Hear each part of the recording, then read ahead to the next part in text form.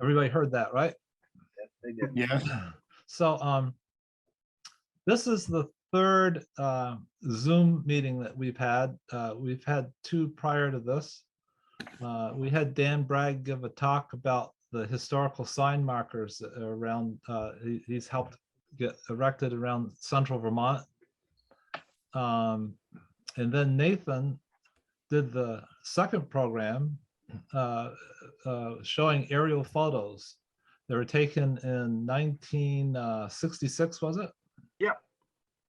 And he got through about 1/10 or 1/20 of his photos, and people seemed to enjoy that meeting. And looking at,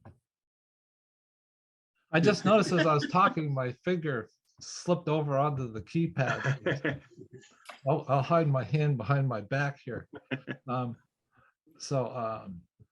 I think most people enjoyed seeing what it looked like around here back. Was that nearly about a half century ago, right? A little more.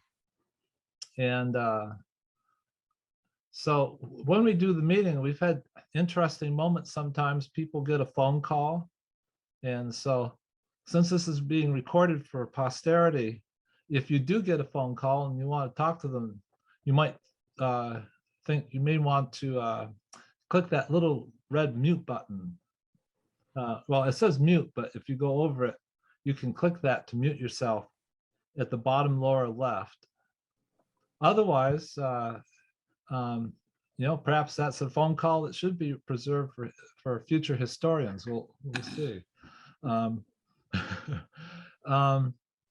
Looking ahead, we have one more meeting scheduled for March 21st, and I'm going to give a presentation on doing genealogy.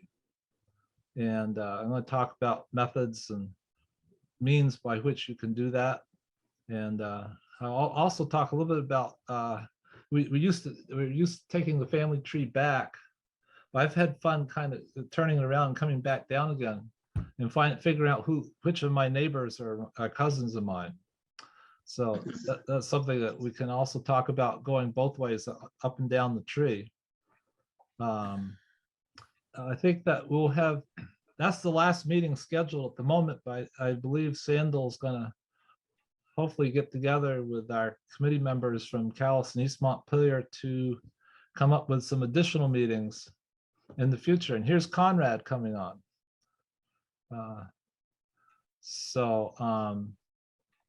I think without further ado, we'll let Nathan begin his presentation. Okay, thank you. Let me get my screen shared. Hi.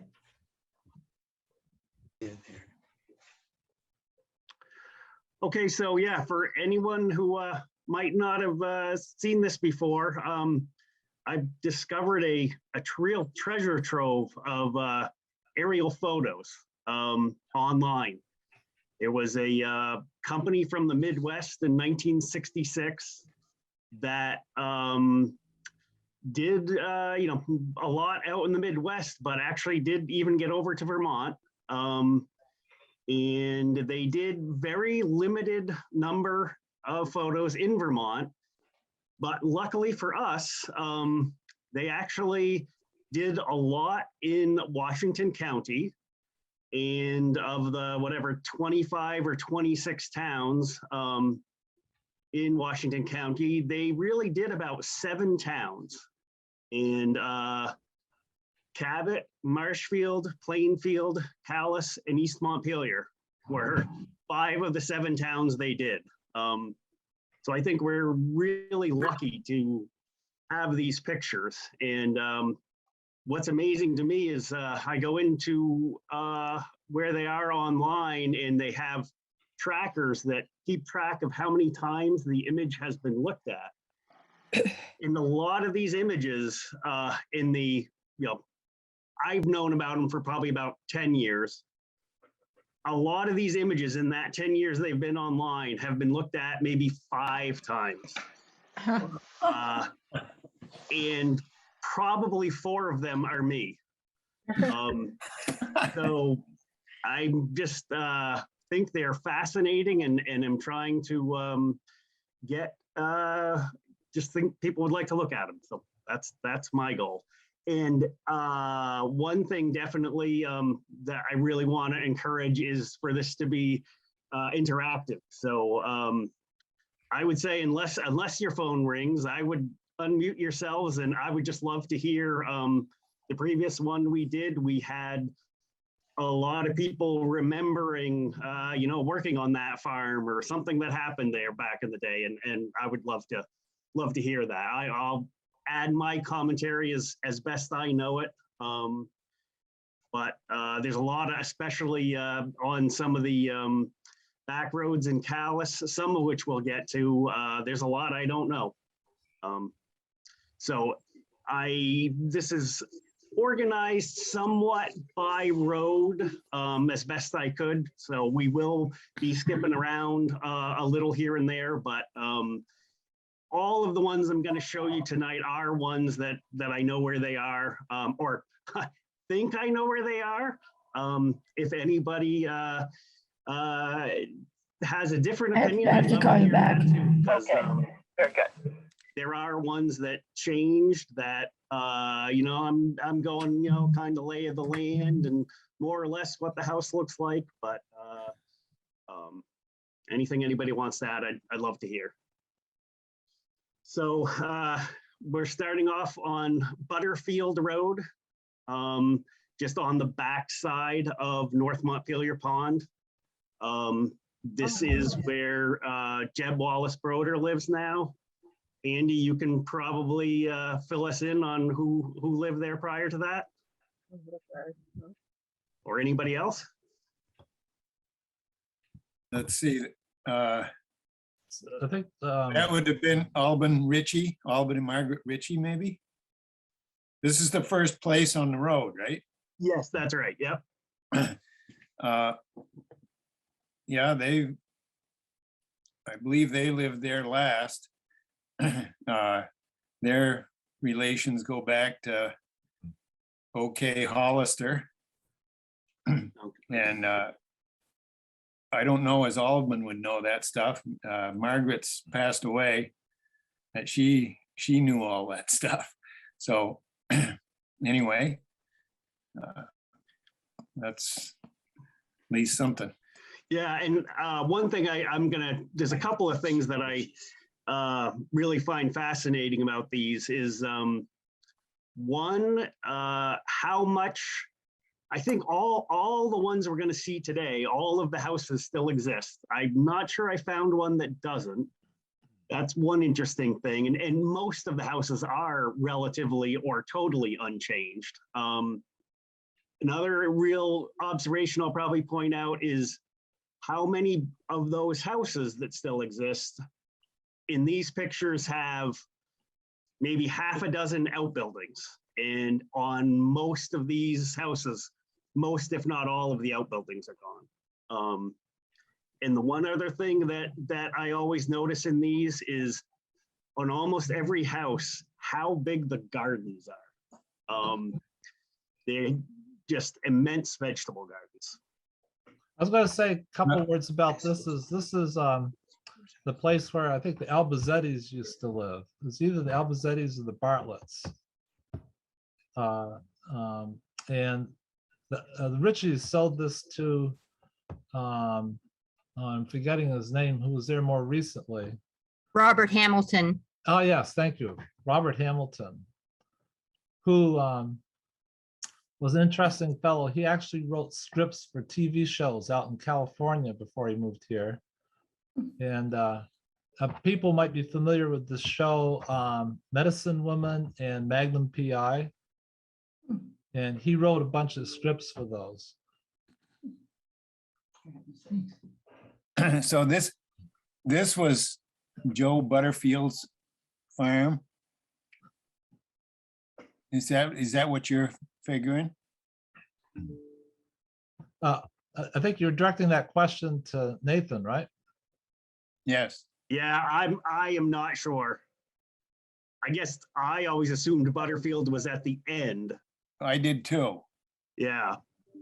I think this was Hollister, OK Hollister, Yeah. who was I believe a brother-in-law to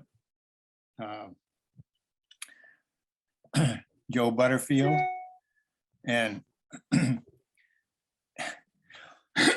back in my family in 1890s,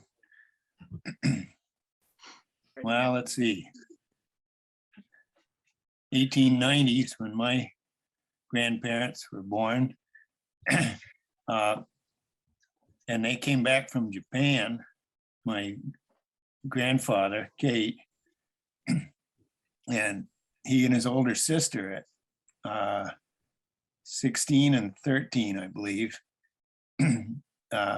they came back from Tokyo, where their father was a missionary, and they came back in 1908, and my great grandfather, who grew up where Leslie Bean lives,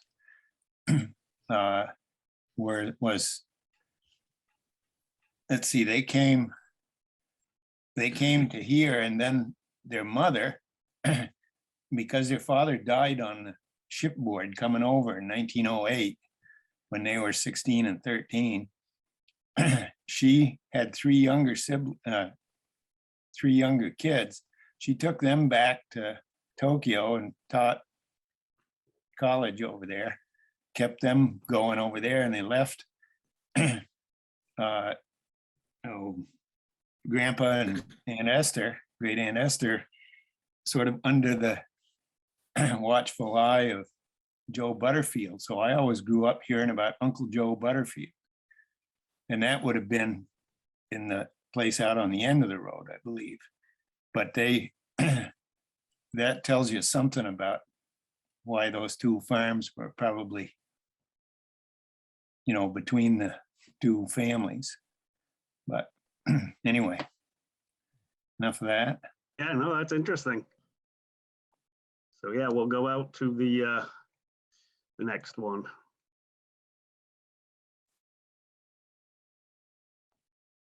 So this is where Paul Hannon lives now. This is at the dead end of Butterfield Road. And I think all of those buildings still exist. They did last time I was out there. Yeah. Were you ever out there? I don't think so.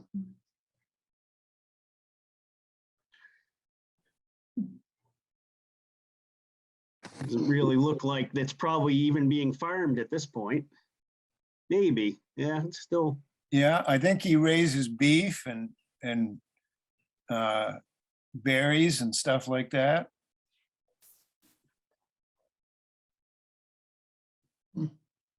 So was this originally a Hollister too?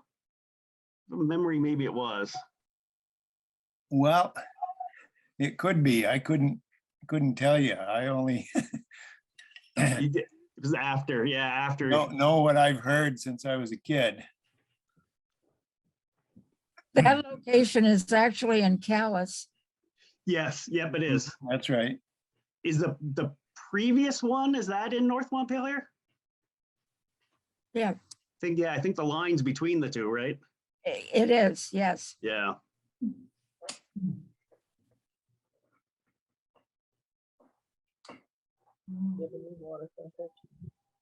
So now we're gonna jump quite a ways. Probably most people know where that is. What's a Kent Tavern?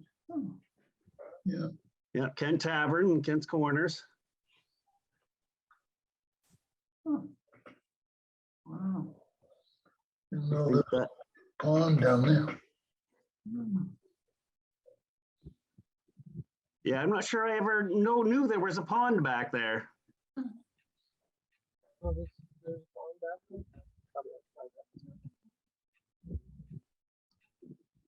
I used to live in Kent's Corner.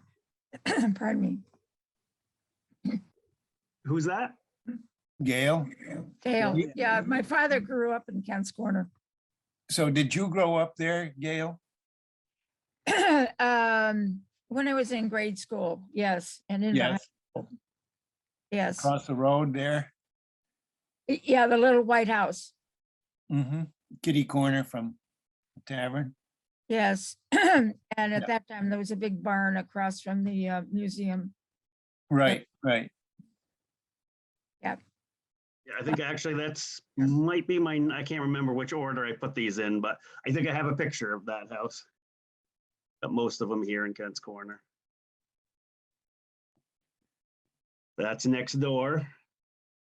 The big white house, Yeah, Mrs. Kent's house. that was Mrs. Kent's house. Yes, back in the day, yes. Who wrote the was that cookbook? Pardon? Yes. Yeah, It's a big house. I don't know how far back that was in the Kent family, but Yes. probably back into the This one. 1800s sometime anyway. Yeah, yes, yes. And I think all those buildings still exist too, don't they? I Uh, Not Let's- totally sure about this one here off to the Yeah. right. The barn, I think that was Mrs. Kent's studio. Was it? Okay. And is that still there? Do you know? I don't know. Yeah. golly, I almost don't think so. I think either that or it's been moved. Pardon me. Mhm. I'm also not sure. There's a building just above the main house there, perpendicular. I'm not sure that's still there either. Don't really remember that. I'm not sure about that.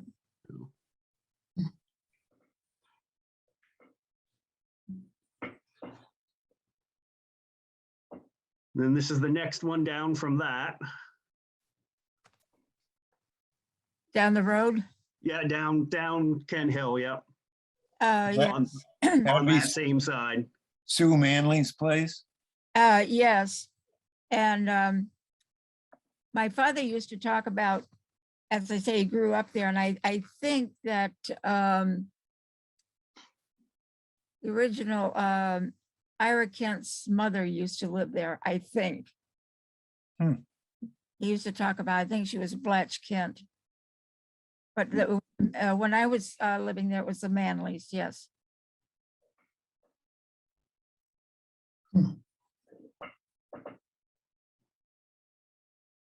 I just took a quick look at Google Maps and that little outbuilding by Mrs. Kent's house is still there. It is. Okay. Thank you. And the barn and everything. Leslie Bean. Yeah. Mhm. Okay, So this is across the road from that one. And that is still there. Yes. This other building though isn't. I'm not sure what that was. well, now wait a minute. This is across the road and downhill from more. It's not the Yes. house directly across the road. Yes. Yep.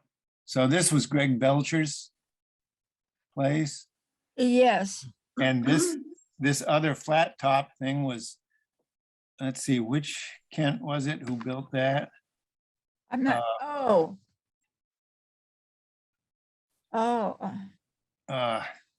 Okay. I'm drawing a blank. That goes back to the 50s, right? Yeah, I would say so. Okay.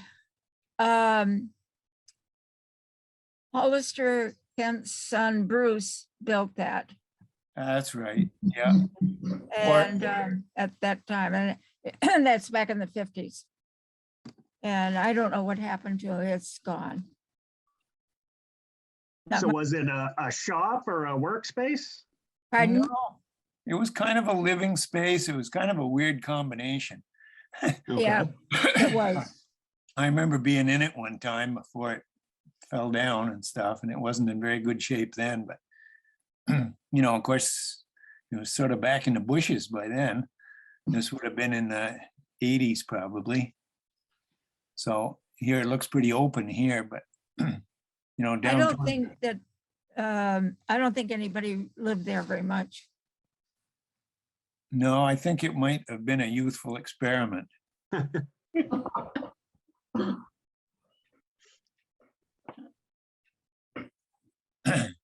So Belcher's house is where David Sheets lived now, right? Yes. Correct. Yes. Yeah. I don't know if there's still a plaque on the porch door that says Sunset Haven for destitute and decrepit foresters. But that's what Greg's sense of humor and getting older, yeah. I guess. Yes, he did have a sense of humor. So which And which that house is was it that Up David Sheets above, lives in? the house there is, see, we rented the farm there at that time, and that was our fields and everything up there. And your sugar place down below here to the right, right? The sugar If you was if you up, went to the right of this picture down the, no. Up above the house. right. Yeah, it would be up in the woods and off to the east a little bit from Yes, that correct. flat-topped house. Yeah, as far as I know, the sugar house is still there. I haven't been in there in years, but I remember doing forestry work in there in the 80s. And I went in that sugar house. And it was getting a little tired, but it still stood up there. Yeah. That's where we used to sugar. My grandfather did, and then we did. And you had the old iron kettle out in the spring out there. Used to be out in the back pasture. The what? There was an iron kettle out in the woods. Oh, I don't know. There was springs in that hill, before it dropped down toward Gospel Hollow. Yes. And I was told that old kettle that was out there had been out in the pasture for the cows to get water. Good. But as far as I know, the kettle's still there, I don't know. and the spring certainly would be. Yes. But anyway, That's downhill from here? well, if you went off to the right-hand side of the picture and then went toward the top of the picture, Oh, okay. there's woods there, and this hardwood, that was the sugar bush at the top, and then it turns to hemlock and stuff as it drops down over the bank to the road headed down to Gospel Hollow. Yeah.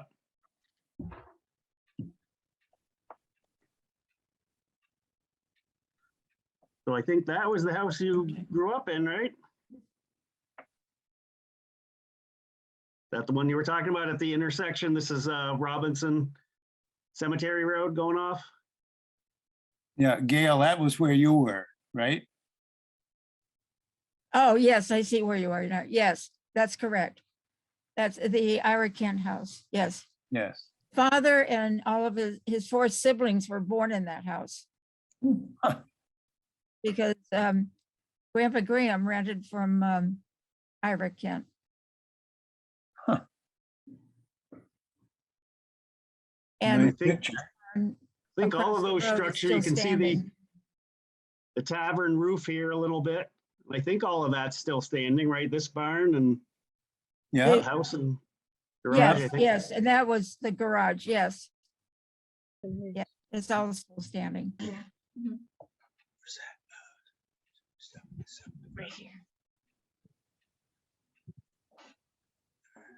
And then the sawmill is to the north there. Yeah, yeah, I think the next picture is a really interesting one for me if I've got them in the right order. So that's the next house up Kent Hill Road. But the really interesting thing to me is the mill pond, which I definitely looked at it yesterday on Google Now and how filled in it is. And I Oh, mean, yes. looks to Yes. me like it's probably as big as it ever was. Pardon It me? doesn't really look like it's any, based on where trees are and stuff, that looks like it's probably full. So that made me wonder if any of you know how late that sawmill actually ran. I'm sorry? Do you know how late the sawmill, Robinson sawmill actually was, how late it was actually in use? Yes, back in the 40s and back in the 40s Okay, was not not by water but by engine. Really? We're up there in the early 40s. Dwight Lawson owned it and ran it, and then after that Richard Lamphere did. But at that time, the pond went all the way up to the road going towards Maple Corner. oh, really? It was Oh, all- wow. Yeah. And see the project now that they've been trying. I used to be on the board of the Robinson Sawmill. And the project we've been working on for a long time is to get that pond dredged. Yeah, I remember hearing think- that. I think they're scheduled to do it now, aren't they? Yes. Sometime. It's been a long process. Somebody's mixed up. I think, I don't think anything's changed on this house. Well, this house was a Parker house. Stanley Fitch's mother was a Parker. Okay.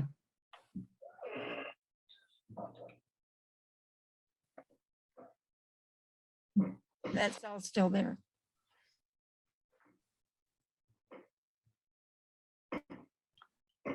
And this is on Robinson Cemetery Road.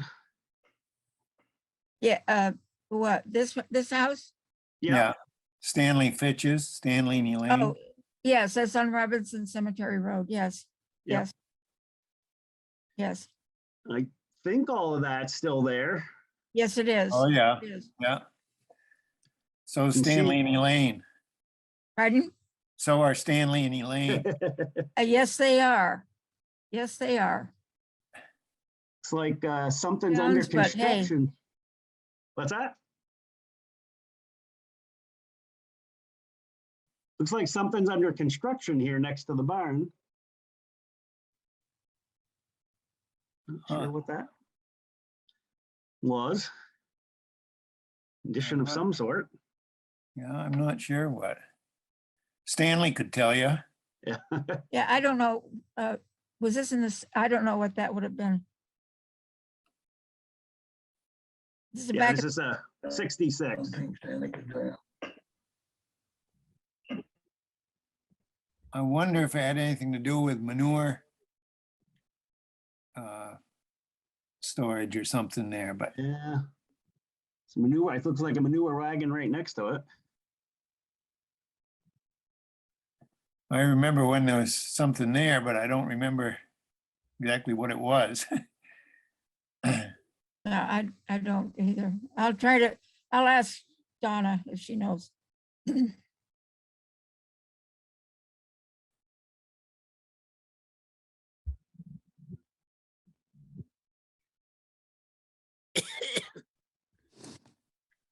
Now, I forgot exactly where this is.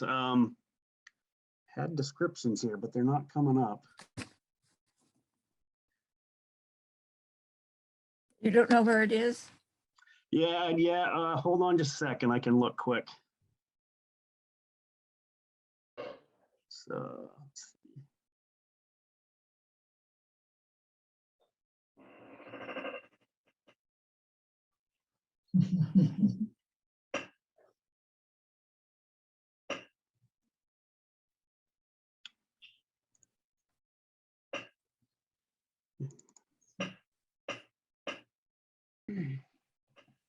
That's 97 Kent Hill Road, so that's right up by Maple Corner. The only way I know that is Oh. because of this pond. That pond is still Oh. there. That must be where Floyd and Beatty Fitch Yep. lived. Yeah. Oh, maybe. Your garden. There is a little pond right out. right Yeah, out I mean, there. that, I don't know for sure. And there's a That's brook that runs behind that, and you can see That's that right. along that, behind the house. Yeah, that's right, Nancy. And their garden was back there where that was. Mm-hmm. They had a huge Yeah. garden. It's just I can't see the house, right? I'm gonna Yeah, Yeah, it's, see it better now. I guess it's on the right is the barn. Yes. Maybe Right. that's what that is, yeah. yeah. there are a few of those trees left, but not many, are there, Paul? No. Yeah, those grandpa and grandma trees that were out in front of the old farmhouses. They're getting pretty ancient, what are still left.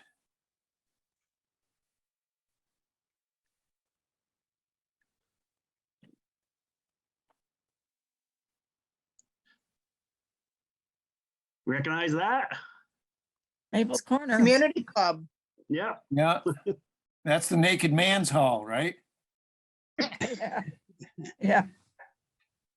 And the barn on the left is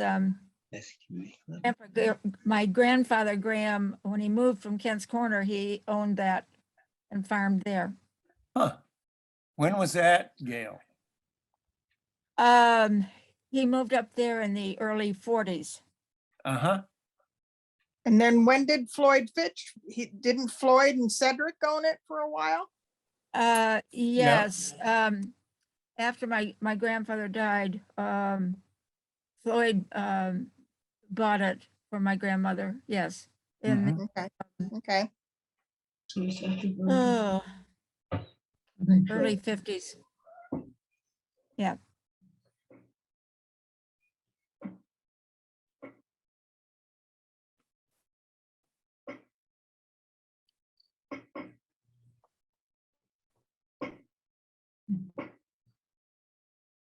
So I believe this is called the Blue Barn now, right?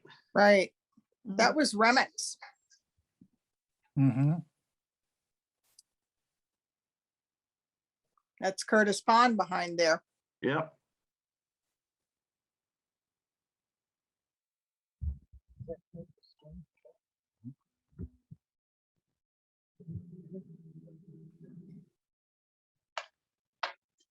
Different view of it.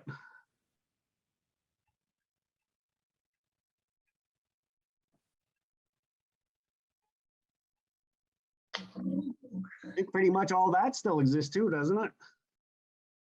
Yes. Where is this? Right at Is the this- turn, Maple Corner, Gail, that you go toward Curtis Pond. Yeah, Right. okay. Back in the day, that was owned by Elgin Mann Right. when I was in grade school. Do you remember him having the animals there? Yes, yes, I do, barely, yes. What kind of animals do you remember being there? There. I There. don't remember. I just vaguely remember that he had them there. Alligators, an alligator there, and I think a bear. and Yeah, yeah. I think couple of crows or Lots, something. lots of cool stories about him. Yeah.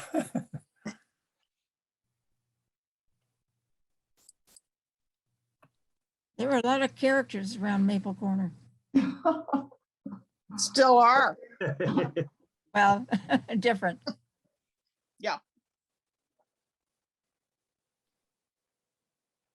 So this is on the other side of Curtis Pond.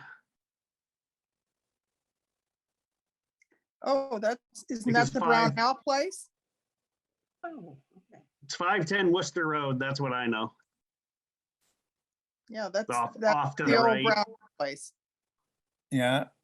Patrick Henry and Yeah, uh, Pat Malone now. yeah, Back in the day, it was the Bancrofts. Right. Bancrofts. Okay. Right. I'm Because- definitely dating myself, but yeah, way back it was a Louis Bancroft. Beautiful spot. Still is. And again, I think all that's still there. I think so. Yes. Kind Including of the difficult to get up including the there. basketball court and in the barn and stuff. Yeah. Yeah. And Patrick Henry did a lot of work there. It was the sodded lawn where the cows used to stand by the barn that kind of got to me. Well, Stanley Fitch could tell you about that too, I guess, because he used to work for Patrick Henry. That's right. That's right. Yeah, that's right. And I don't A know, lot we of- we a lot- better ask him pretty quick, because what is he, Gail? Is he 96 or 7, something like that? It's close to 100, yes. Yeah. More like 98. The unfortunate thing with Stanley is that his hearing is almost nil. And it's very, very difficult to communicate with him. And now you have to wear masks to go to see them. And so I know it's too bad. He has so much history. Yeah. What's the building in the back? It looks almost like stone. Yeah. Wasn't that Thinking the original home? They took, when the Patrick Henrys were there, they restored the original home and used it as a guest house. Is it stone? No, I don't think it was. I think it was clapboard. I mean, here, right, it looks to me like it's maybe like wooden shingles, Yeah. because it doesn't look like clapboard, that's No. for sure, in this picture. No, I it would- was small and it had, they used it, what would have been the parlor was a bedroom. It had a couple bedrooms in it, and that was, a lot of the people in Maple Corner worked for Patrick Henry in one form or another. David Fitch and my husband Rick, there was a lot of building and restoration going on up there, but many people, not just one particular contractor, worked on those buildings. I remember going up there with Cecil Curtis. He was a mason. Yes, I had And- Cecil build my chimney, Paul. Yeah, he built mine too. He was 83 when he did it. Well, when I went up there and ran mortar up the staging so he could lay the brick up there on the back of the house. For, I don't know, I was helping him out for a day or two when he was short of help, I guess. But that must have been in the 70s. Time flies. Yeah. They had, What era- when they finished doing all their restoration and everybody, they did a redwood kitchen in the barn there's a greenhouse there too, and a basketball court that you talked about and stuff. And after they did all of it, Patrick and his wife threw a great big party for everybody that had worked there. And you got a tour of the barn and you got to see the original homestead. And I mean, it was quite a nice gesture, and it was a real special evening. And I think the people really appreciated the way they were treated. Nice. Now, when would that have been, Nancy? Oh, gosh. A while ago. I don't know. Sometime in the past, huh? Yeah, quite a while ago. 60s, 70s, Oh, definitely, no. no, 80s, maybe. 80s, okay. Yeah, I would say, Yeah. wouldn't you say mid 80s, Paul? Yeah, probably. Yeah, that sounds about right.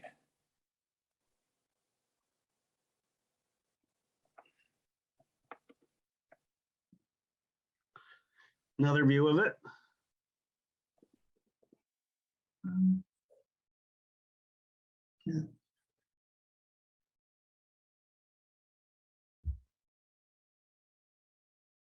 No, it's Curtis.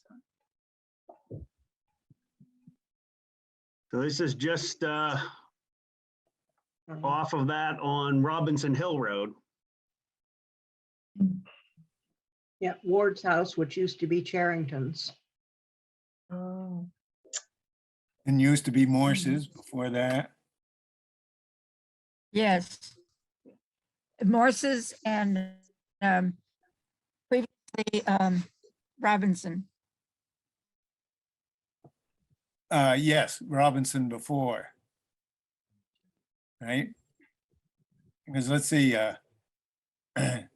Mildred Robinson married Sidney Morse.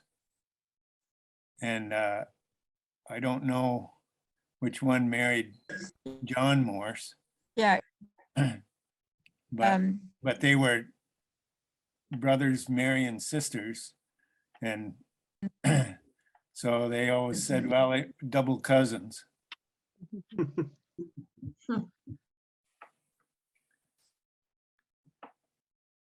I think all of that's still there. There's a pond behind it now, I noticed.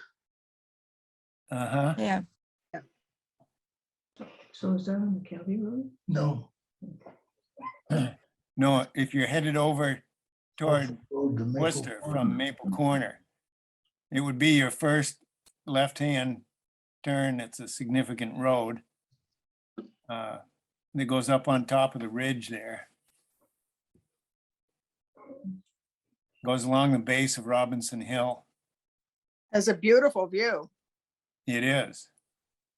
And in one of Mrs. Appleyard's cookbooks, a lot of the photography was taken up there. And there's a view toward the White Mountains that was taken from there, and it looks over Maple Corner. You don't see a lot of the houses, but you see a little bit. Well, and right out to the left of, well, beyond the end of the house and barn there, it's where the sugar house used to sit. And that sugar house is now down on the Morse farm. Been modified some, but they picked it up and moved it down there when they moved down to what was the old Bliss farm, I guess. And rebuilt it, reset it up. I guess Sydney was kind of an old timer. He grew up in a day when you didn't think twice about moving buildings.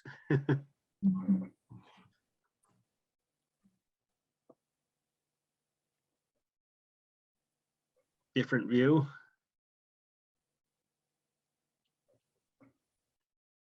Don't think any of these outbuildings off to the right are still there. They aren't? Oh, wait a minute, let's see. Maybe, yeah. The one right here next to the barn might be, but these two little ones, and I can't remember whether this one is or not. Yeah, there was sort of one that was used like a garage or something. I think, I don't know, maybe they rebuilt that.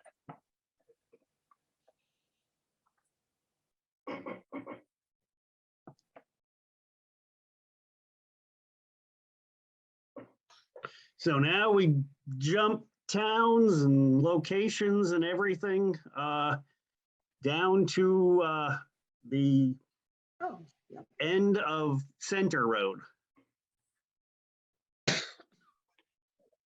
So this is down towards the county road end.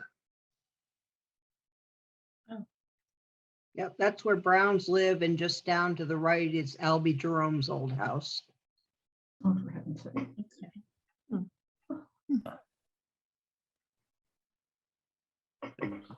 Don't think this building on the lower side of the road is still there. I think there might Part of it be. is. Is it? Yeah. Yeah. Okay.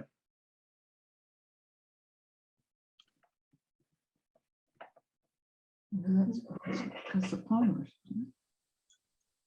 Oh, wow, look at that. Yep, and there's Albie's. Oh, yeah. He always had a huge garden. So Look yeah, at the that's birds. Yeah, isn't that beautiful? Yeah, And that's the little house with the. You can see dahlias. looks like they kind of made a swimming area there out of a pond. Right. Is that what I'm seeing here? Hmm. Looks like Yeah, it does. kind of squared it off and probably dug it a little deeper, and like maybe there's a bench there, or maybe that's a fence. well, they had several boys. Did they have daughters too? You know, Yeah, 4 of them, I think. 4 daughters and 4 boys, is that right? I think so. Just as you start up. They had plenty of people to work the garden and dig out the pond. Oh,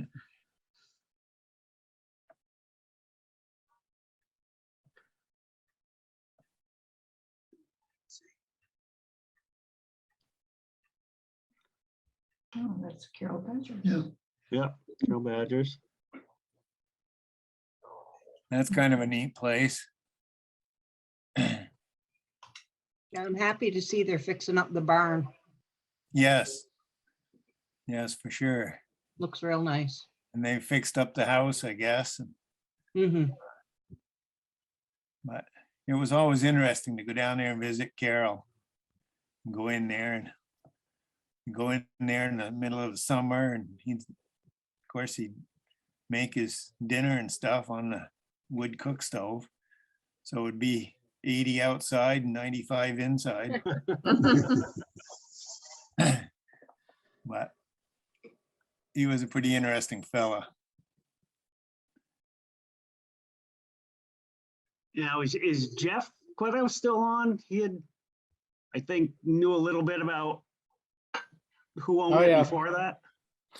Yeah, I'm here. That's the Squire Bailey farm, and going back into the 1800s, and it's the subject of one of the Gilman paintings. If people know Gilman, who did a lot of the farms around central Vermont, and there's a book with his artwork. Yeah, That's the Witham boys are related back to Bailey, I guess. I'm not Right. sure exactly how, but they could tell you. This is Carol and Bradley.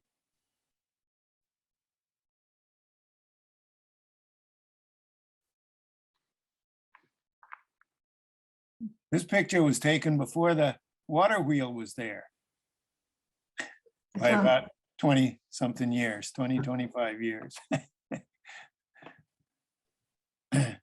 what was that? Oh, the other side of There- the road. The water wheels on the other side of the road. Yeah. yes. Well, Carol decided he was a tinkerer, and he decided if all the buses were gonna come by and stuff, he'd set up that water wheel, and then the water that came down the brook went up. He had sap buckets on the water wheel, and it would turn as each Oh. bucket filled enough. And he had it powering his electric fence around his garden over there.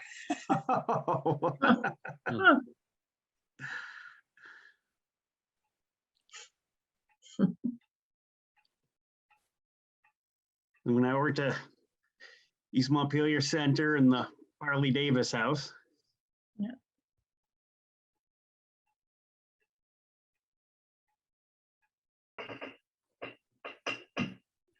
Now, let's see. You know Janet McLeod? I Yes, know the name. Yeah. yeah. Well, she grew up in that house, apparently. You know, and they used to keep chickens there, and, you know, significant number of them for those days, I guess.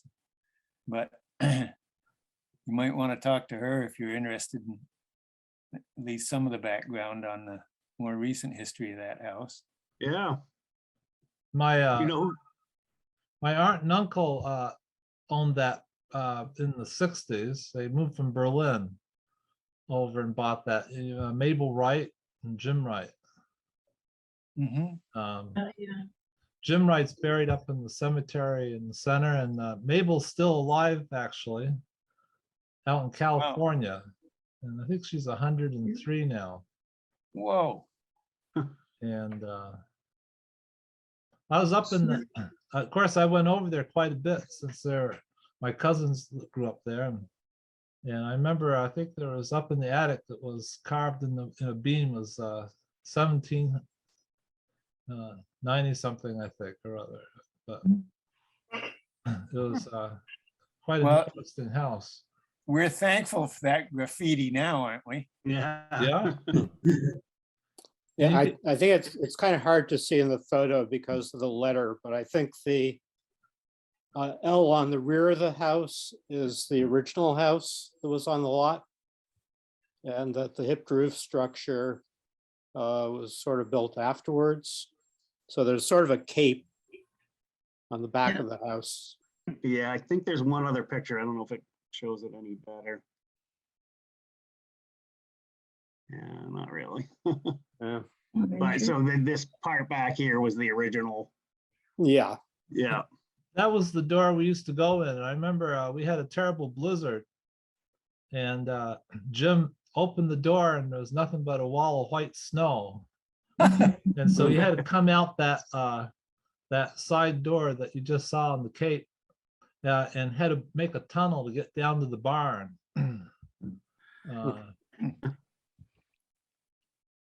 What year are you talking about? Do you remember?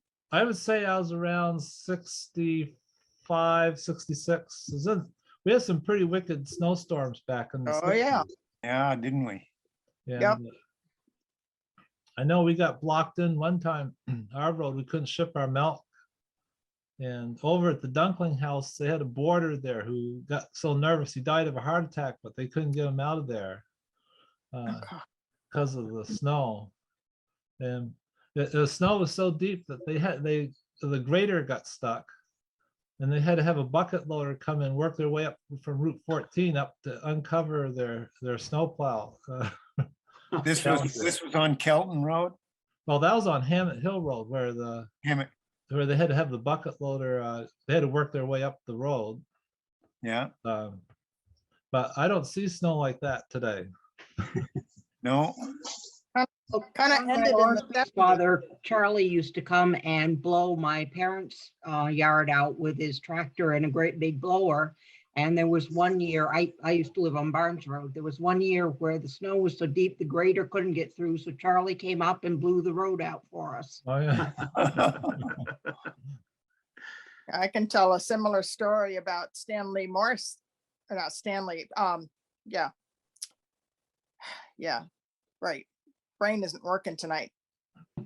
Yeah, Stanley Morse. Yeah. Rick was the snowplow guy and he couldn't get out of the driveway, couldn't plow himself out. And he had to have Stanley come and try to open it from the other end with his tractor and blower. And they worked a long time to get it open.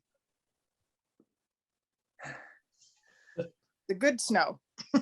There's one other story about that house that I heard. I don't know if it's been looked at or proven, but when I was a kid, I was told that Lafayette stayed there. I don't know if anyone else has heard that story or not. I think I might have heard that. That sounds faintly familiar, but he did come Sorry, to. where are you? It's Gail. I got disconnected. I'm back now. this is the Parley Davis house in East Montpelier Center, Oh, the okay. big square one. The Palladian window. Yeah, that's a beautiful piece. Pretty fancy for the time. Yeah. Well, I remember that house from the 1930s because I went to school almost across the road. Yeah. And we used to go up and get a pail of water every morning from this house for the schoolhouse because there was no running water. But this house at that time had, I don't know how many large chimneys. And that was bought about the time I was in high school by, well, there was a Marden Marshall family, Marshall being Marden's father-in-law. I don't know who actually owned it, but both families lived there. And some of them took those chimneys down and took a whole bunch of probably brickwork out of the inside. I've never been beyond the kitchen in that house, but.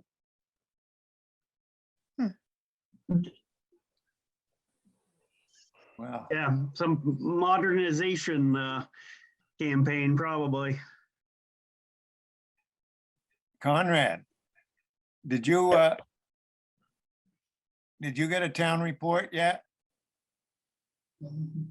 I'm sorry, Do you still get the town report from East Montpelier? I do not. And I miss it. Well, you should take a look, because I don't know, Jeff, would that be on a picture on the front cover of that schoolhouse that you went to, where they're planting trees there this last summer? Yeah, you can, Conrad, you can get the town report online at the town's website. If you know how to go on the website. There's a link and you can look at the full report there. But a couple of those trees around that schoolhouse, I have it in the past. pardon? I said, I have gotten that report in the past, but I think I had trouble last year. All right, well, I'm sure you'll recognize it behind that group of people standing out in front planting a tree. All the current neighbors. Several trees. Yes, several trees, you're right. But This is Mrs. Who do we think of it as? Oh, the Bounty's house. Yeah. Even if you don't know the house, does anybody notice another way you can tell where that picture is? The old meeting house's tower, lower left there. Yeah. Steeple of the old meeting Yeah. house. Steeple. Yeah, so what is that, Charlie Waterman's house? No, Yeah. the Fielders live there now. Fielders, okay, so Yeah. Charlie's is the next one to the left. Yeah. Yeah, okay. Well, we planted trees there this last summer too.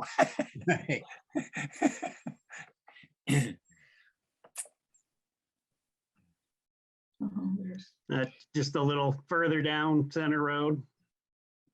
You can see the old schoolhouse, the old Sunday school building. Yeah. The very left corner there.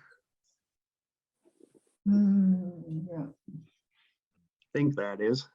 That's what it It was is. Yep. before the new one was built. Yeah, Right. That's the old one. yeah. I used to hay in those fields, and back at the top of the picture there, Jim Wright had those fields, and we used to hay that, and then we'd bring the hay over to our farm. Also, my mother taught in the schoolhouse there in the 60s, and has, of course, a lot of stories there, including Beulah the Crow, which Timmy Hudson found as a little bird. It lost its mother, and he raised it. And this was a pet crow that would play with the kids during recess time. And I have some old home movies of that. They're kind of interesting. You could see the kids filing out of the schoolhouse to play in the yard. Flo Young lived in that house for a long time. Maybe she was the original owner? I don't know. No, it was Bob Slade before she got it. Oh, okay. I don't know his wife's name. I can't remember it. What was the name? Bob Slade, S-L-A-D-E. Oh, yeah. Uh-huh. I think Conrad, can you see our picture here? yeah. There's the front cover of the town report. Oh, heaven's sakes. Huh, You see it? I think so. Where? Oh, my God. Yeah, Oh, over here. yeah. I think Bob Slade was on the school board, as I recall. And one of the problems with that crow was it stole the people's mail out of their mailboxes and took it up and put it down a chimney. Really?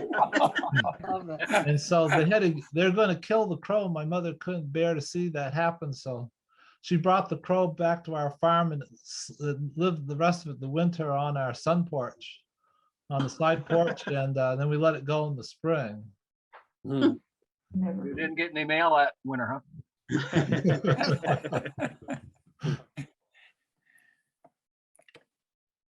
So is this where you used to go skiing, sliding? Maybe. So that's the, what's called the center farm now, Yeah, on the right as you're going down Center Road. I saw just, a few weeks ago that Jasper Covey, Yeah, who farmed there Oh, for yeah. a number of years, just passed away in Williamstown. Yeah. Uh,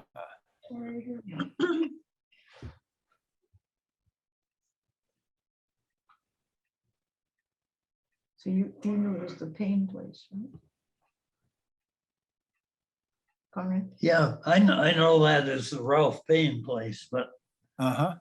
that was an earlier time. it's gone through a number of ownerships. Richard Atkinson, I think, and Nancy Thomas were there, and Yeah. and Yep. now it's Erica Zimmerman, I think. Yeah. Right. Yeah. right, yeah. There's an interesting story about that place in the 1930s. Ralph Payne came down with scarlet fever, or the doctor thought he had scarlet fever.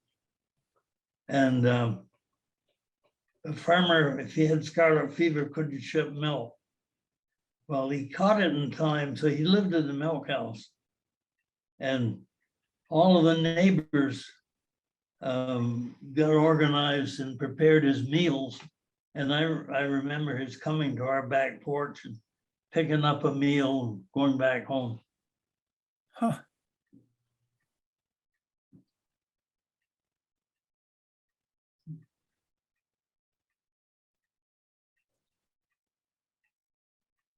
Next one down Center Road. Now, Conrad, who was there back in the 30s? When I first started school, Court Dingwall owned that place.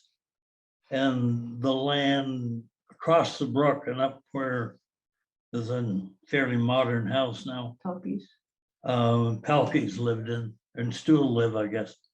And I think the next owner was Harley Fuller. And then there's been a series since then. James Anderson was there a while. Ed Belton. Yeah, I remember Ed and Betsy living there. That was back when I was in high school, I guess. As far as I know, Betsy's still going. She's getting pretty ancient, but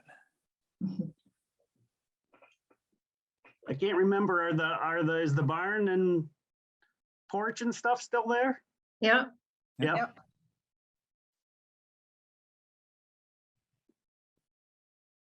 I hope nothing happens there when they redo the culvert there. That's probably high enough up that it wouldn't be any problem, but Yeah, yeah, I would think it'd be all right on right. the top of the hill. yeah. I think that's the modern house you were talking about. Yeah, yes. Punkies, yeah. That Probably when it fairly was new at this first time. built, it was only about the left hand, 60% of it was original house. The locals referred to it as the doll house. And Ann and I looked at it with the thought of we might buy it, but for some reason or other, we did not. I've forgotten who added on to that. Oh, it was a Miss Quimby that lived there. Grace Quimby. Oh, yeah. Grace Quimby. Yeah, I remember her. Sure. Huh.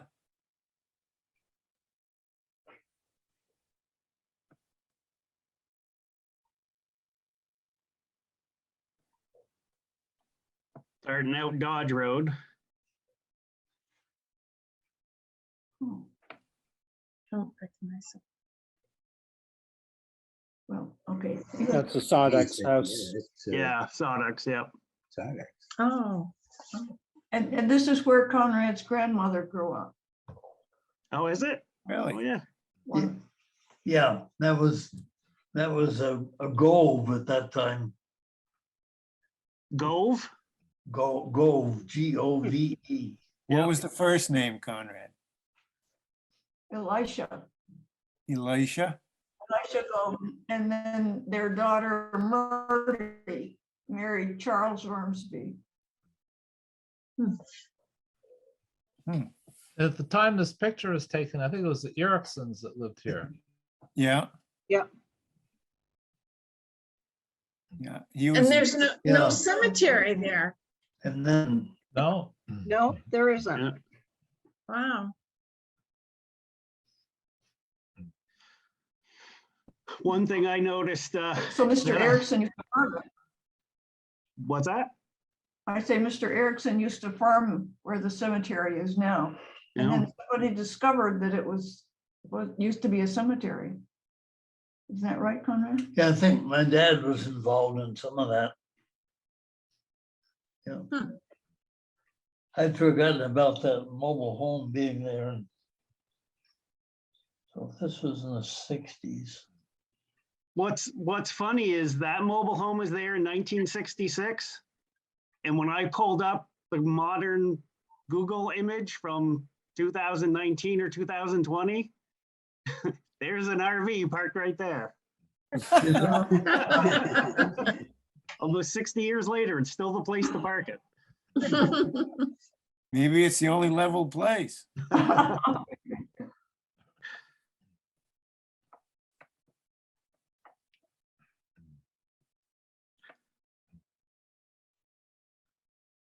So this one, I think we probably all know no longer exists very recently. Oh, yeah. Oh, the Hellers. Oh, yeah. Huh, that was an Ormsby farm, way back. Was it? Yeah. Lyman Ormsby. He was the youngest son of Nathaniel, who first settled in the early 1800s.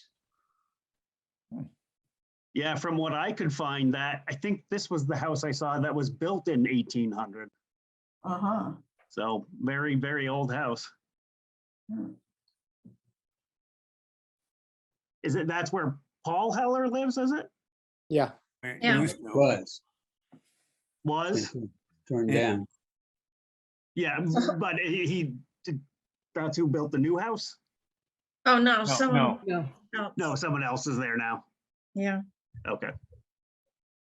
I wonder at the time of this picture if there's any houses on the other side of the road. I think No, it wouldn't be. just I would feel doubt like- it. Yeah. when they were doing the demolition work on this house, I was over there observing. And one of the interesting features is that this is a case where the house actually, the height was increased. They raised the roof at some point in history. It's just a single story cape. And they raised the house up to increase the height on the second floor. Oh, interesting. You know when that happened, Jeff? Well, it was probably like in the late 1800s, I would guess. Uh-huh. There was a funny story about the old meeting house bell clapper. For a long time it was missing, and so they had a new one made. And then when they were clearing out the Heller's house, they found the original clapper in one of the sheds. Yeah. And I actually had the honor of rehanging that clapper in the old bell. Oh. Is that right?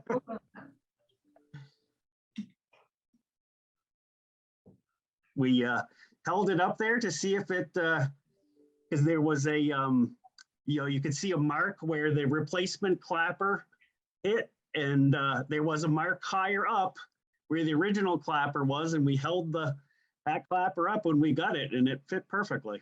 So you know it was good.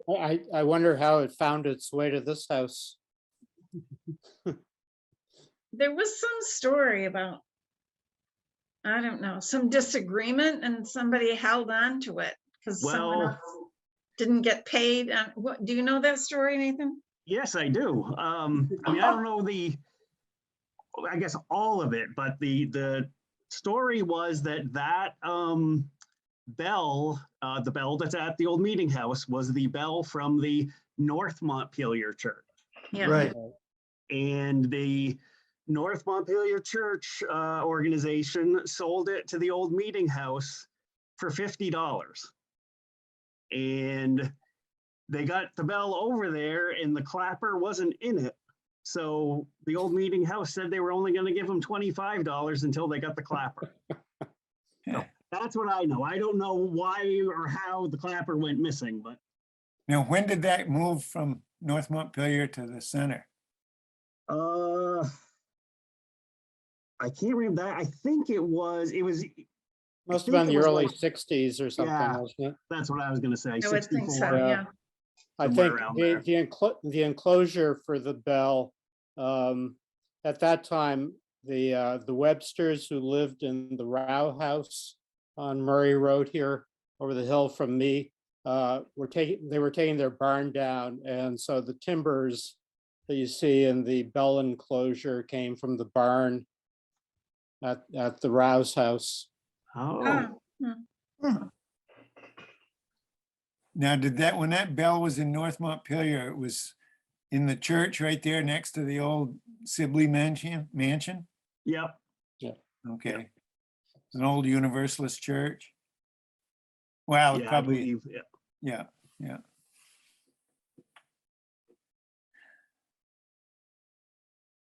So getting back to Center Road. This is Fred Strong's.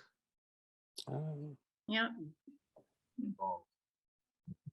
Now, that's an old house.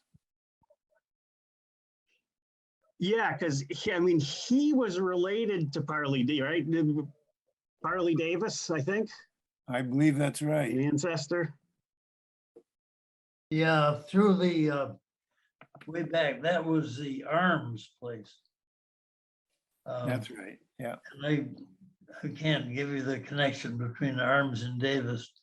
But there's part of that house, the left-hand part is much older than the right. Okay, yep. This goes way back before my time, but Yeah, that would make sense. The more basic, smaller original house and then added on and fancied up a little bit with the different peaks. right. Now, Conrad, were they still farming?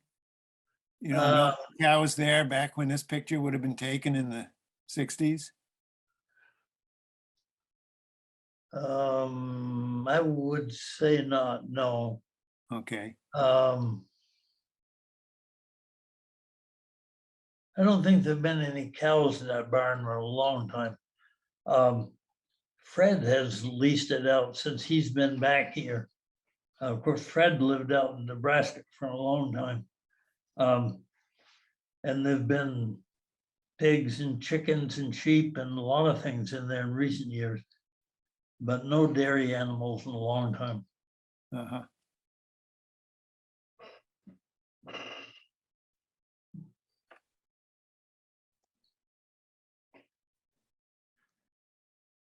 Probably got some people here that recognize that one. Oh. You recognize that, dear? Yeah, Oh, look at this little thing here. yeah. Oh, it's the Ormsby house. Okay. So Yeah, that little building beside the road on the left, that was an airplane lookout during World War II. Really? Really? Huh. Just before the 1938 hurricane, my dad had found an old chicken house somewhere that he brought home for my sister and I to have a playhouse. And this was just weeks before the hurricane. And the hurricane caught that building and rolled it over and over and over.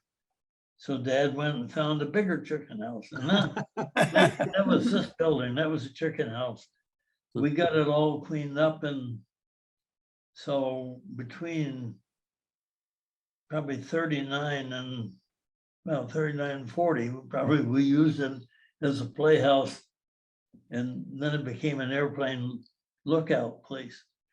And during that period, you'll see pictures, there was a tower built on the back end of it with windows around and kind of a megaphone type things, 4 of them. And currently that building is up the next house south that my niece now owns, who was my brother's. And that's out back of the house. Huh. Really? So chicken houses can be used for lots of things. What about all these little outbuildings? Those outbuildings on the left-hand side of the main barn were taken off when after my mother died, and we sold the farmhouse and small acreage. So the 2 closest to you in the picture were torn down. In 1973, a rogue wind came through and took down the big elm that's in the center of the picture. It got in under the roof of the barn that's closest to the road. It's an old horse barn, and demolished that. Yeah, I remember that. It was pretty darn scary. Yeah, and the small building that's on the end was a carriage house. That was pretty much intact. And that building is now up at my niece's place, is used as a garage. You remember that night when that storm came through? And we had all kinds of thunder and lightning. Oh, gosh, yes. And the lightning was so constant that you could read by it. Oh, geez. I'd never seen that before or since. But I went back up to work in Hubbard Park the next morning, and looked up there on the hill behind the shelter, and there was a lot of light up there that I didn't remember. And a bunch of that had blown down. And yeah, that was quite a storm. I don't know, technically, they've said that was a downburst, but I always wondered because that elm tree, I remember well, it was, a fork, and when it came down, the half of the tree that had leaned south was now pointed north and vice versa. And up in the set out pine grove up back, there was a spot in the middle where all the tree trunks radiated out from a central spot. Mm-hmm. Well, that next day that I went up to the park, I went around and spent the morning picking the aspen trees and stuff out of the road. And just in the early afternoon, all of a sudden the sky turned, kind of pea soup color. And I said, boy, this is kind of strange. And I drove back down to where those trees had tipped over the night before. And I got out and went out there, grabbed my rain jacket and went out into that stand. And I was standing there, and all of a sudden, from this kind of dead still feeling, all of a sudden the trees just started going around like tops. And the rain came down. I didn't have my jacket zipped up, and it totally soaked the front of me, and none of the rest of me was wet. So it was obviously coming in a cyclonic format. And I was out there, and all of a sudden those trees started going, and they'd snap off 30 feet off the ground and drop in the tops of these trees not very far from me. I wised up after the first minute or so and went and stood under some spruce trees that were a little more wind firm, but it was like being in a war. you know, pop, bang, stuff falling all over the place. And then it was gone, just like that. All you had left was the mess. But that was that same storm. So I understand what you're saying about that elm tree. And I can remember standing in our house, and the sky was black, just black. And it sounded like a truck was running right through. And then, as you say, the wind came. And the next thing I heard was Conrad's brother, Conrad. And Myrtle lived in the farmhouse, and she was supposed to have home dem that day. The home dem was going to meet at her home, and of course the telephone was out. She couldn't tell anybody not to come, so they came. As far as they could. Some of them did. Anyway. Wow. I grew up in Missouri as a child early, and every description of the color of the sky and the winds and the calm before and is a description of a tornado. We grew up knowing all those signs as children because we had to learn how to go to the basement. Yeah. Southeast corner, always. Yeah, But that chartreuse green sky, anytime you see that, you best be heading for cover.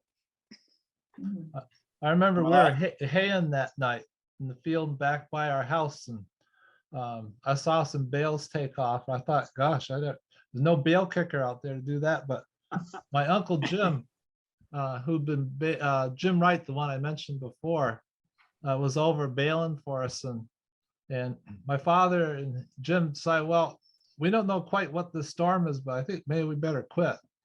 So Jim headed home, and it started raining awfully hard. And he was going up the hill up towards the Four Corners School, and the truck started shaking. And next thing you know, his truck was going airborne up. It went over the fence and turned the truck around so that he was aimed downhill instead of going up the hill. Really? And Wow. he didn't know where he was because there's so much water. He didn't know if maybe he was in the brook or what. But Wow. and his son Jamie Wright was, I think he was in back of him, and he was driving along. He thought, "Where did my father go?" It took his father, but not him. But it landed him safely in the field, and he was fine. But it was quite a shock. Wow, I never heard that one before.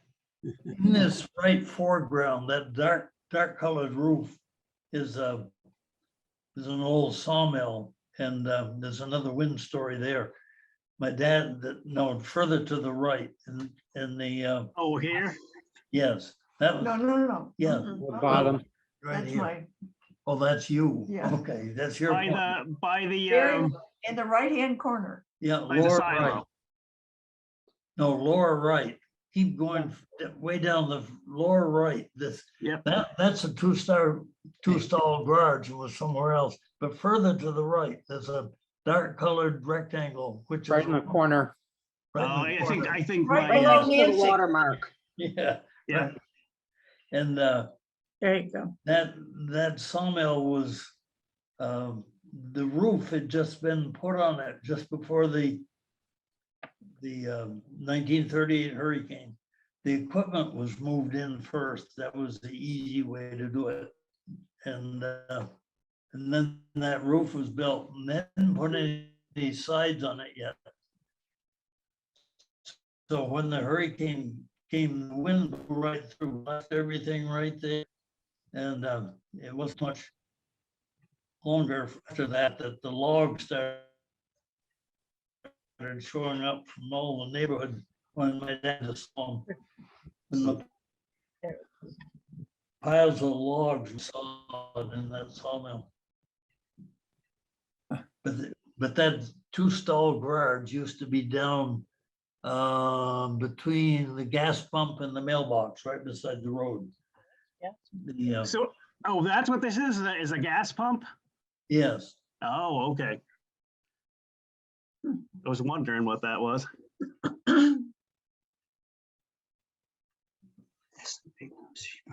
Yeah.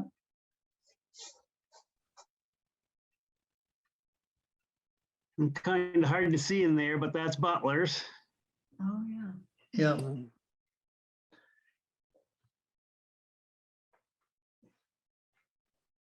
So Ann mentioned earlier, so this was an Ormsby place also. And she mentioned Nathaniel. Nathaniel and Caleb came up from Rehoboth, Mass in 1808 or 7 or 8. And the old house that they lived in first is out to the right. I don't think because of the trees you can see it, but it's still there to the right of the White House. Out in among the trees is a much smaller building that was the original house. Okay, I'm glad to know that because I've seen it for years and thought it looked like a house, but didn't really know why or what. Yeah, well, that's the history. I'm not certain whether Nathaniel built it or whether it was there. So he was the first Ormsby in East Montpelier? Yes. Yeah. And Caleb owned a place over just south of Adamant Village. The house is still there. It's an old, maybe you've got it in your photos, but it's no farm, and I don't think it was ever much of a farm, but there might have been a barn there.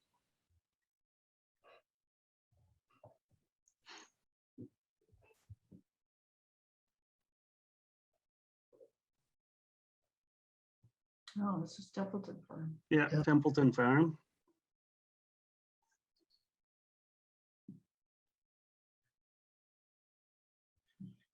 Think, was everything there still there? I know the main barn and the house are, but sure about the outbuildings. I think the milk house is still there. I think so. Chapels. Chapels.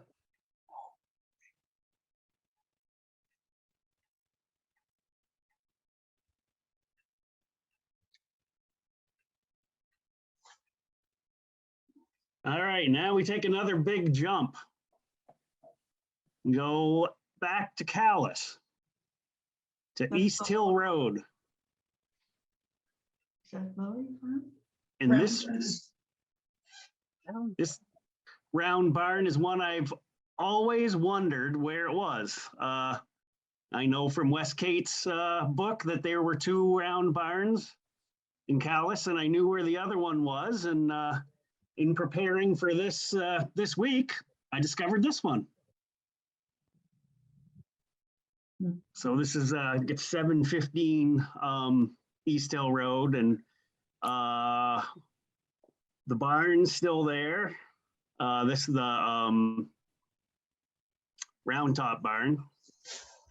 And I've got another picture coming. We'll see. There's one barn here. Not sure if that's a barn or a house, actually. It's probably a house with cross gables. I don't think this house is still there, though, is it? No, wait a minute. This is up on top of the hill, right? This is not the one on Max Gray. This No, is further okay. on as you're going towards the Marshfield Road. Is this Okay. the first place on the left from the Marshfield Road?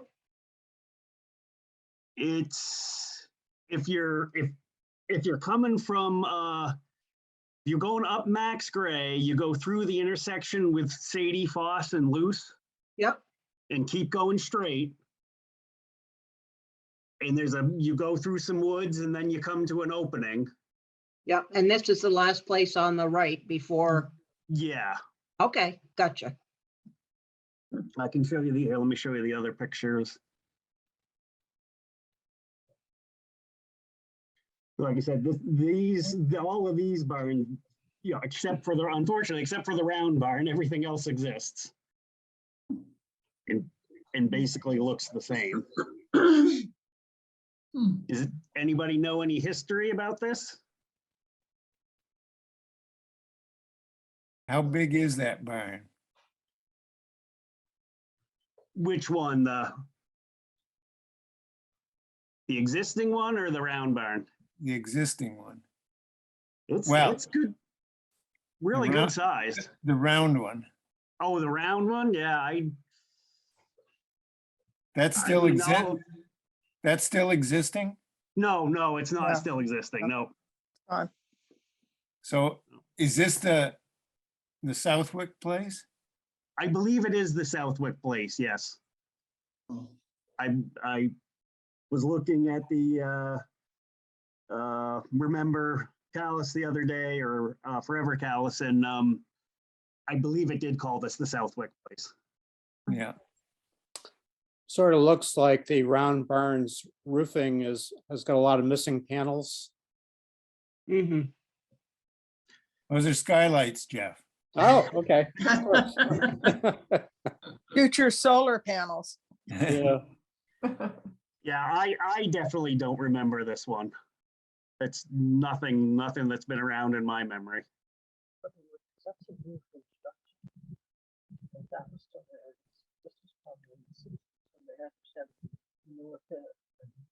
So that one's on Max Gray Road or not? No, this one's on East Hill.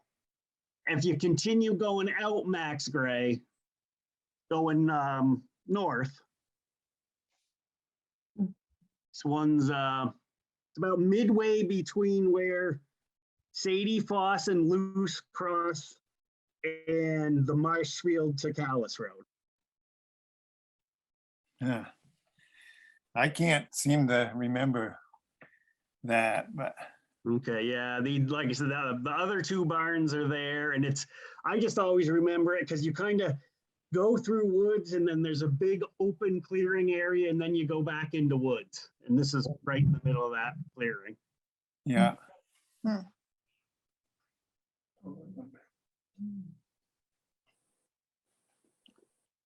This is the other one. This was on Max Gray. Right kind of in the main part. If you go up past the actual Max Gray farm, you get up on top of the hill. This house still exists.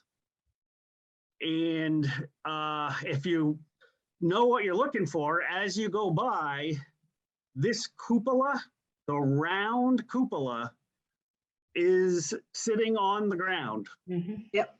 Up off something. I don't think it's rotting away, but that cupola is there. And I remember when I was probably 8 or 9, I grew up on Hollister Hill, just over the hill from here. And I think it must have been, I was in Cub Scouts, or my father was buying something here from somebody.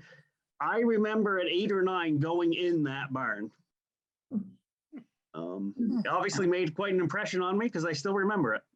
And I don't know, I would say it was there when I went to college in 88, and I remember, I moved back up here in 97 and it wasn't there then.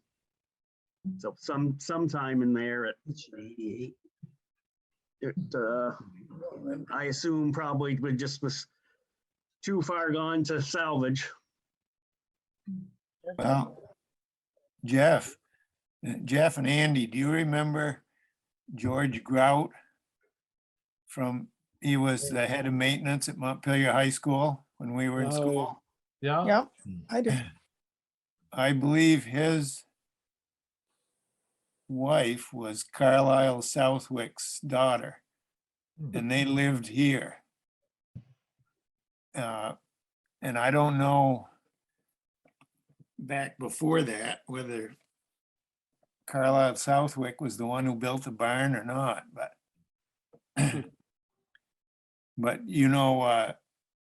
George Grout Jr., Yeah. he mows, or he always used to mow roadsides and all this kind of stuff, do brush hogging for people. I haven't seen him for a long time, but he still lives up there on the hill, I think, in the next place up beyond a house that he built. Manuel Garcia's at the bottom.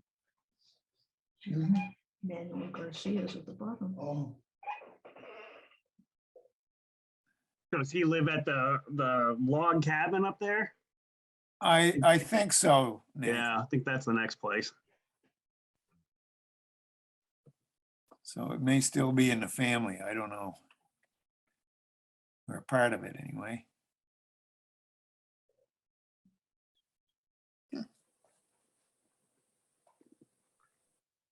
That all is, well, everything on the far side of the road is still there. I believe even all the little outbuildings, but I remember this low garage right next to the road. I remember that. I think I remember that being there.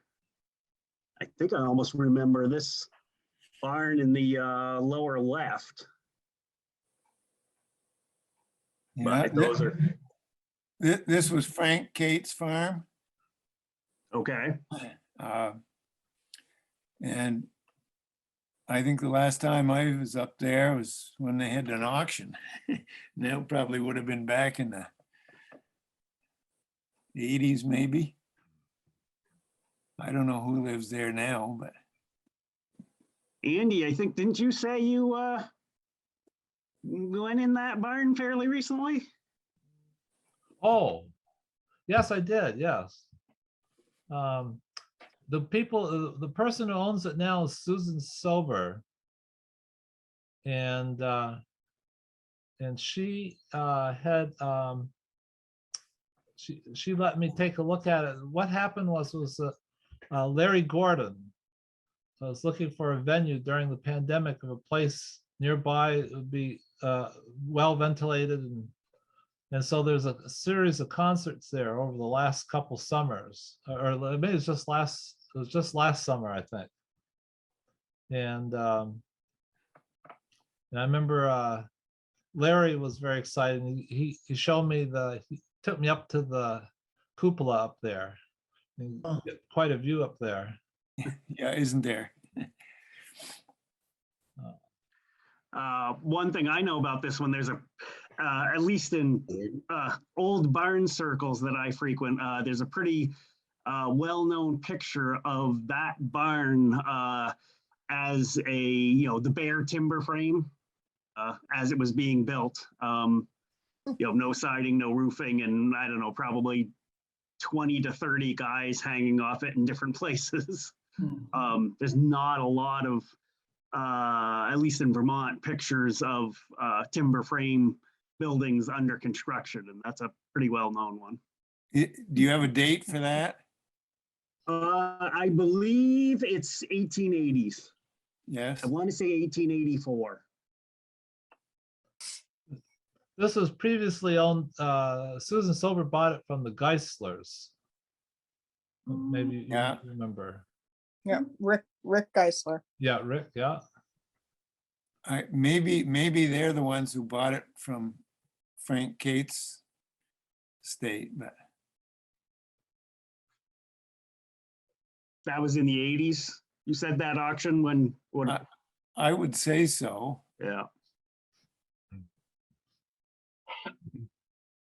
Wasn't Trish Geisler on the fire department, first woman on the fire department? She too? was, yeah. And they had two children, a boy and a girl. I used to give piano lessons there to her son, Willie. Right. He was in my daughter's class. Mm-hmm. Yeah, I remember that name. So that's we're going down Max Gray. This is the little house on the uphill side. I never knew there was a barn there. Hmm. Gave us a story, Willie.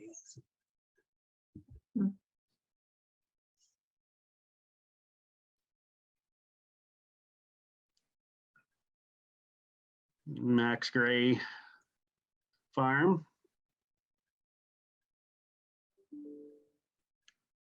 That's still in the family, isn't it? As far as Yes. I know. Yep. Yep. Somebody does quite a job there doing weed whacking down through a whole bunch of uneven territory there. It's always immaculately maintained. And it can't be done with a lawnmower. So somebody's out there with spending a lot of time keeping it very nice. I think think this is that's- probably a milk house by the road. I think that's probably Billy Gray that's taking care of that, does that. Is it? Yeah.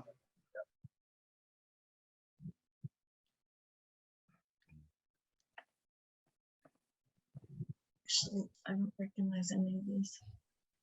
So I obviously got these quite a bit out of order.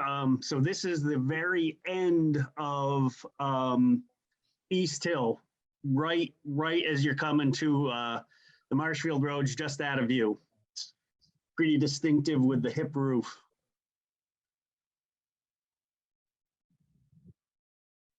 Remember this was for sale, I don't know, probably 20 years ago. I can't remember if I went and walked through it. I definitely went over and looked at it, at least from the outside. But I think it pretty much all still exists.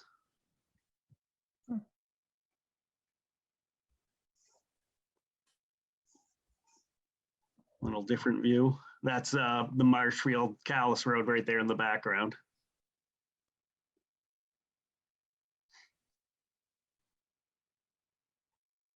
Okay, that's the place I thought you were talking about with the round barn, so. Oh, okay.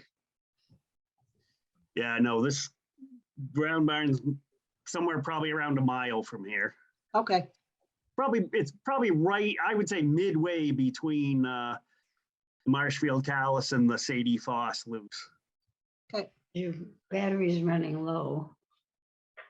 Okay, I'm gonna put it back over to my table.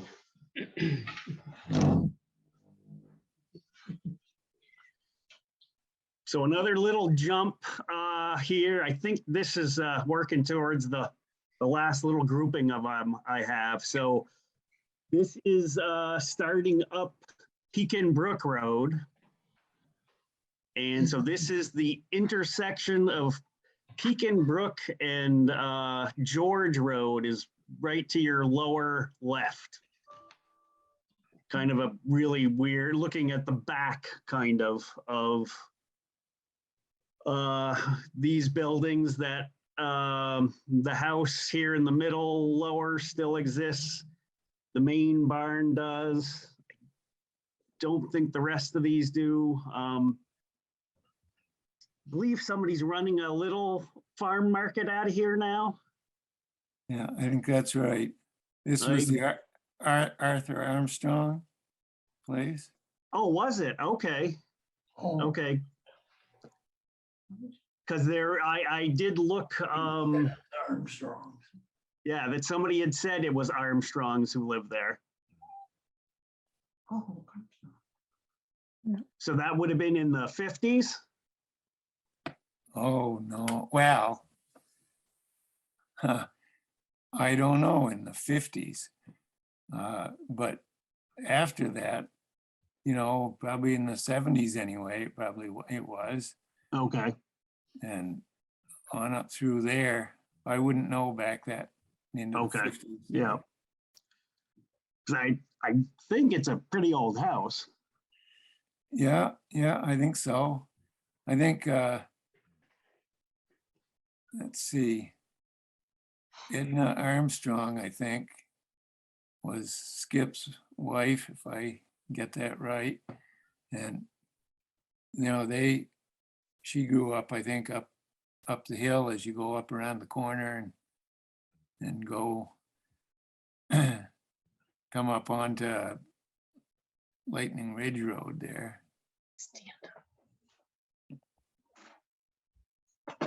That last house on the right as you're coming to Lightning Ridge?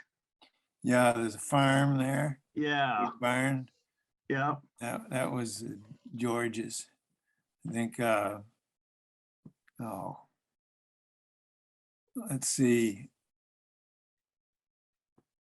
Oh, I can't think of her name now, but she's in that family. And I think she lives there now.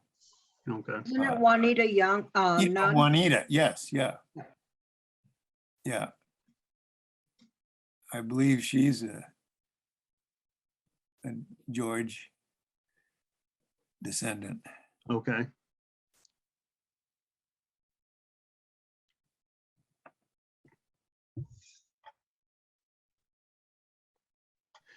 And this is coming off Pekin Brook to Jack Hill Road.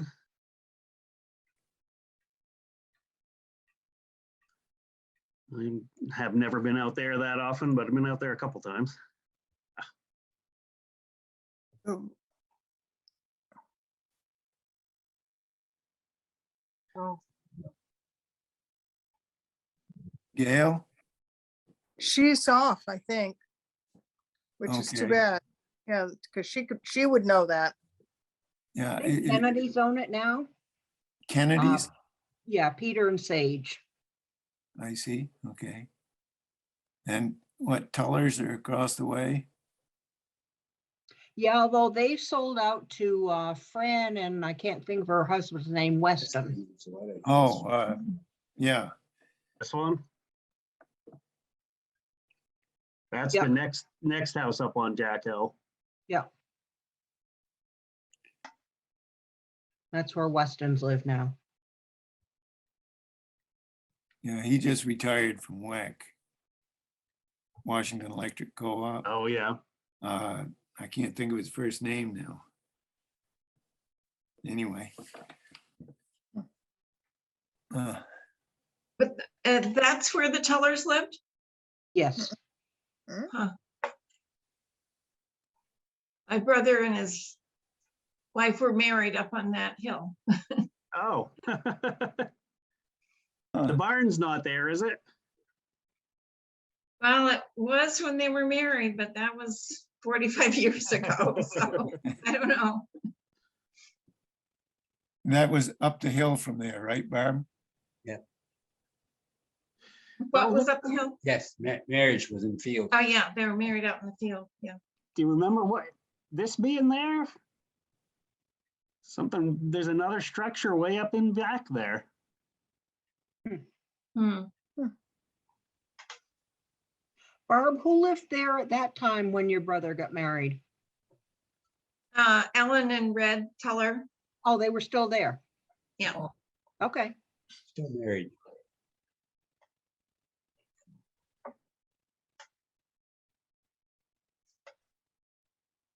This is coming back down and going further out, Pekin Brook. This is Oh, yeah. still there. The barn is, well, last I knew it was debris. I don't know if Yeah. the debris field's still there, but it was just, had just fallen in on itself and left. Let's see, the barn's on the left going up the road. There was that Arvin Stevens' place? That's Stevens's, yeah. Easy. You see? No, was it Arvin or Louis? I don't know. Louis was the father, wasn't he? I Wasn't think Louis the so. father? Yeah. And Arvin lives there now? No? Let's see, how old a guy would Arvin be?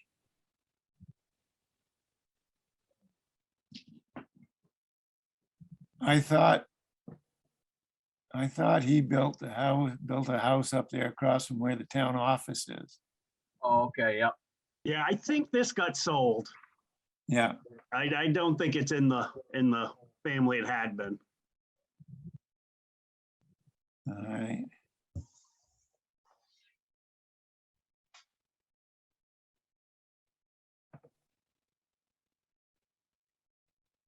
So we just came back down 14 a little bit and starting out Lightning Ridge.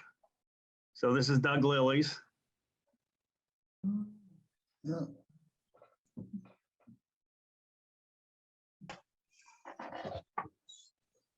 That's been in the Lilly family quite a while, hasn't it? Well, what's quite a while. Wasn't that the Converse place? Yeah, I don't know. We need Gail. Yeah, I know that Neil Converse lived somewhere here, but I don't remember the chronology or which house was his, but Let's see, have you got another house right here next door? Yeah, I got the next two, I know. That one's probably not that old, I would guess. Might be, but the next one I know is old is this one. This is the one, this is where Doug Lilly Drive goes out now. Yeah, I think that may be the Converse place. I think so, Okay. yeah. Yeah, I think you're right. All the outbuildings are gone. Yeah, except if right at the dark roof one here down at the lower right, Oh, across the road. across the road, that is still there. Yeah. I'm not sure for how much longer, but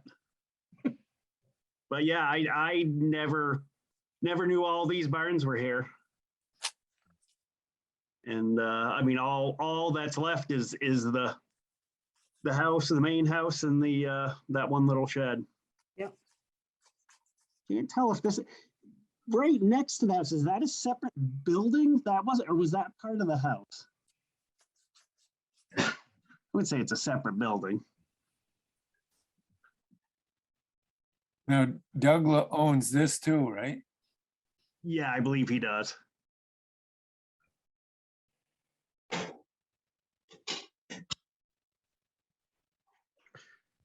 And that might be it. I can't remember. Yeah, that's it. Well, thank you. Thank you, Nathan. Yeah, that's You're welcome. wonderful.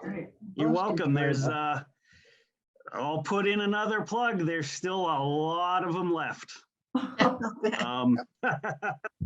You do. Yes, thank you.